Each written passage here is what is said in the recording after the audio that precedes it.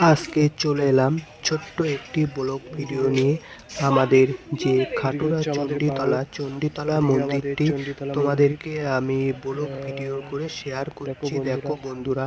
আর এই পুরোনো দিনের যে পডকাস্টটা তোমাদেরকে আমি দেখাতে চলেছি।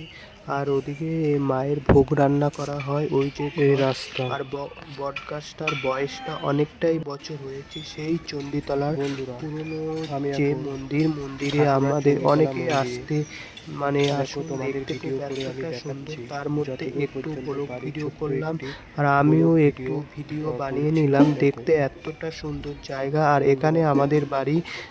আর ওই সাইডে যে মন্দিরে এসে আমি অনেক প্রণাম করলাম, ঠাকুরকে দেখলাম। এটা হচ্ছে আমাদের চণ্ডীতলায় যে জোড়া শিব মন্দিরটা তোমাদেরকে অ্যাকচুয়ালিটি আমি যেভাবে ভিডিও করে আমি দেখাতে চলেছি বন্ধুরা, দেখো সেই পুরনো যে জোড়া শিব মন্দির, এত সুন্দর যে জায়গা, বাড়ির কাছে আমি জানতাম না, হয়তো লোকের মুখে শুনেছি, শুনে তারপরেও আমি এসেছি দেখতে। এত সুন্দর যে জায়গা, জোড়া শিব মন্দির খাটুরা চণ্ডীতলা, সেই জায়গাটাতে আমি একটু বলে ভিডিও করছি। আর এদিকে একটা রেস্টুরেন্ট আছে, এটা হচ্ছে আমাদের বাউল, যে বাউলটার নাম হচ্ছে কঙ্কনা বাউল।